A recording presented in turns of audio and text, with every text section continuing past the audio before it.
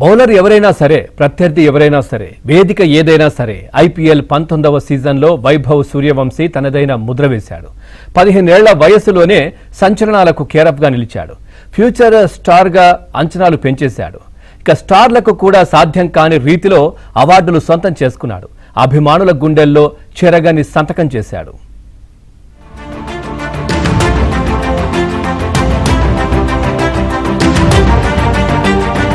భారత జట్టులోకి ఎంట్రీ ఇవ్వాలంటే తలుపులు తడితే సరిపోదు, తలుపులు బద్దలు కొట్టాలి. ఇది టీమిండియాకు హెడ్ కోచ్ గా ఉన్నప్పుడు రాహుల్ ద్రావిడ్ చెప్పిన మాట. ఇప్పుడు వైభవ్ సూర్యవంశీ కూడా అదే చేస్తున్నాడు. ఆటతోనే సెలెక్టర్లకు సవాల్ విసురుతున్నాడు. జట్టులోకి తప్పక తీసుకోవాల్సిన పరిస్థితిని తీసుకొస్తున్నాడు. యూత్ క్రికెట్ లో ఇప్పటికే వైభవ్ సూర్యవంశీ ప్రూవ్ చేసుకున్నాడు. అండర్-19 వరల్డ్ కప్ విజయంలోనూ కీ రోల్ ప్లే చేశాడు. అంతకు మించి అనుకునేలా ఇప్పుడు ఐపీఎల్లోనూ రఫాడించాడు. వరల్డ్ క్లాస్ బౌలర్లను అలవోకగా ఎదుర్కొన్నాడు. పరిస్థితులకు తగినట్టుగా బ్యాటింగ్ చేశాడు. ఓ ఎండ్లో వికెట్లు పడినా బ్యాటింగ్ లో దూకుడు చూపించగలనని ఆటతోనే చెప్పాడు. రెండో క్వాలిఫైర్ నే చూస్తే గుజరాత్ టైటాన్స్ బౌలింగ్ విభాగం బలహీనమైనదేమీ కాదు. సిరాజ్, రబాడా, ప్రసీద్ కృష్ణ, రషీద్ ఖాన్ వంటి బౌలర్లున్నారు. అయితే జీటీ బౌలింగ్ యూనిట్ ను వైభవ్ ఈజీగా ఫేస్ చేశాడు. సీజన్లో Bumrah, Cummins, Starc, Bhuvneshwar, Hazlewood వంటి దిగ్గజాల బౌలింగ్ లోనూ తగ్గేదే లేదన్నాడు.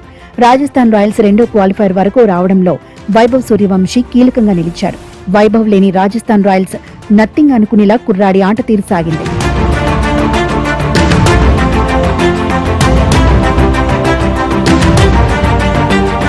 పంతొమ్మిదవ సీజన్లో వైభవ్ ఎన్నో మైల్ స్టోన్స్ ను అందుకున్నాడు. ఐపీఎల్ కెరియర్ లో 1000 పరుగులు పూర్తి చేసుకున్నాడు. జస్ట్ 440 బంతుల్లోనే ఈ మార్క్ ను అందుకున్నాడు. వేగంగా 1000 పరుగులు సాధించిన ఆటగాడిగా రికార్డుల్లోకి ఎక్కాడు. ఒక్క 19వ సీజన్లోనే వైభవ్ సూర్యవంశీ ఏకంగా 72 సిక్స్లు కొట్టాడు. సిక్స్లతో కలిపి ఓవరాల్ గా 135 బౌండరీలు బాదాడు. 128 బౌండరీలతో బట్లర్ పేరిట ఉన్న రికార్డును బ్రేక్ చేశాడు.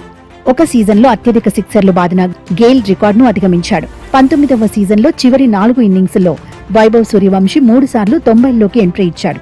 3 సెంచరీలు మిస్ అయినా దమ్మున్న ఆటగాడిగా హైలైట్ అయ్యాడు. సీజన్ మొత్తంగా 776 పరుగులు చేశాడు. ఎలిమినేటర్ రెండో క్వాలిఫైర్లోనే వైభవ్ 193 పరుగులు సాధించాడు. 19వ సీజన్లో పరుగులు పోటెత్తించిన వైభవ్ సూర్యవంశీ ఆరెంజ్ క్యాప్ ను సొంతం చేసుకున్నాడు. ఎమర్జింగ్ ప్లేయర్ అవార్డును అందుకున్నాడు. అత్యధిక సిక్స్లు, సూపర్ స్ట్రైకర్ అవార్డులు కూడా వైభవ్ సూర్యవంశీ ఖాతాలో చేరాయి. ఒకే సీజన్లో most valuable player, emerging player గా నిలిచిన ఒకే ఒక్కడు కూడా వైభవ్ సూర్యవంశీనే. 2011 తర్వాత కనీసం 20 బంతులు ఎదుర్కొన్న వారిలో రన్స్ తో పాటు స్ట్రైక్ రేట్ పరంగానూ టాప్ లో ఉన్న ఆటగాడిగా క్రిస్ గేల్ సరసన వైభవ్ నిలిచాడు.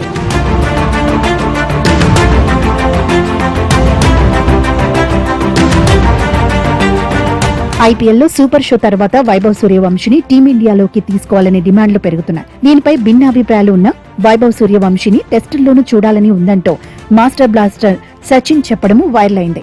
ప్రస్తుతం వైభవ్ సూర్యవంశీ వయసు 15 సంవత్సరాలు.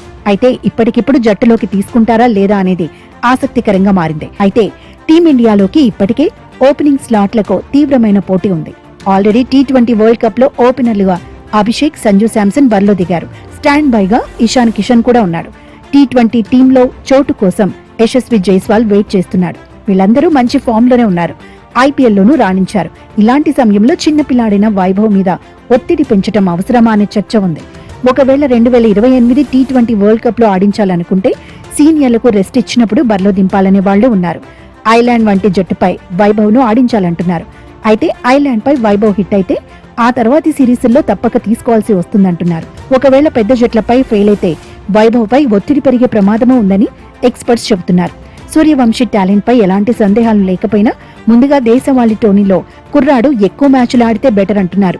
నిజానికి వైభవ్ సూర్యవంశీకి ఇప్పుడు బోలెడంతా ఫాలోయింగ్ పెరిగింది. అదే రేంజ్ లో డబ్బు కూడా వచ్చి పడుతోంది. ఇప్పటికే యాడ్స్ లోనూ నటిస్తున్నాడు. స్టార్డమ్ రోజు రోజుకి పెరిగిపోతోంది. ఇలాంటి పరిస్థితుల్లో ఒత్తిడిని హ్యాండిల్ చేయడమూ కీలకమే. సరైన దిశలో కెరీర్ ఉండేలా చూసుకోవడమూ ముఖ్యమే. అందుకే అన్ని రకాలుగా ఆలోచించి ఎక్స్ట్రాడినరీ ప్లేయర్ అయిన వైభవ్ సూర్యవంశీ విషయంలో బీసీసీఐ జాగ్రత్తగా అడుగులు వేయాలనే కామెంట్స్ వినిపిస్తున్నాయి. బ్యాటింగ్ విషయంలో ఎలాంటి వీక్నెస్ కనబడట్లేదు. పేస్ బౌలింగ్ ఆడడం, స్పిన్ బౌలింగ్ ఆడడం, బౌన్సర్లు ఆడడం, ఇలాంటి దేంట్లో కూడా ఎలాంటి వీక్నెస్ కూడా కనబడట్లేదు. అండ్ కేవలం వైట్ బాల్ ఫార్మాట్ కి పరిమితం అవ్వకుండా నేను టెస్ట్ క్రికెట్ కూడా ఆడాలని అనుకుంటున్నాను. Test cricket is the purest form of cricket అని తన అనడం కూడా జరిగింది. అతను డెఫినెట్ గా అతని కెరియర్ కనుక బీసీసీఐ అండ్ అతన్ని ఎవరైతే మెంటర్ చేస్తున్నారో వాళ్ళు చక్కగా ప్రాపర్ గా హ్యాండిల్ చేస్తే అతను రాబోయే 25 సంవత్సరాలు ఇండియన్ క్రికెట్ లో ఇంపార్టెంట్ మెంబర్ అయ్యే అవకాశం కనిపిస్తుంది. మరోవైపు ఒకే ఒక్క సీజన్తో తన ఖాతాలో వైభవ్ సూర్యవంశీ భారీగానే డబ్బును వేసుకున్నాడు. అసలు 2025 సీజన్ కు ముందే వేలంలో 1,10,00,000కు రాజస్థాన్ రాయల్స్ ఫ్రాంచైజీ వైభవ్ ను తీసుకుంది. ఈసారి 5 అవార్డులు దక్కించుకున్నందుకు భారీగానే ప్రైజ్ మనీ వచ్చింది.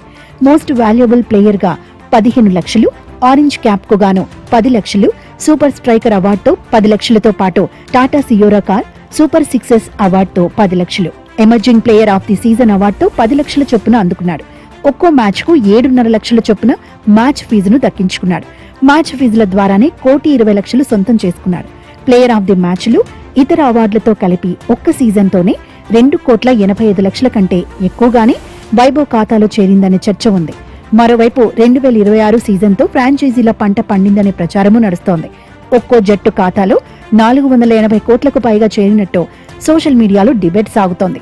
ఖర్చులు పోను ఒక్కో ఫ్రాంచైజీ నికర లాభం 310కి పైగా కోట్లని టాక్. జెర్సీపై ముద్రించే స్పాన్సర్షిప్లు, టికెట్ల విక్రయం, బ్రాండ్ ఎండార్స్మెంట్లు, డిజిటల్ వ్యూవర్షిప్ ద్వారా అదనపు ఆదాయమూ ఉంటుంది. మొత్తంగా Lalit Modi brain child IPL ఇప్పుడు కోట్ల వర్షం కురిపిస్తోంది. వైభవ్ సూర్యవంశీ లాంటి డైనమిక్ ప్లేయర్లను భారత క్రికెట్ కు అందిస్తోంది.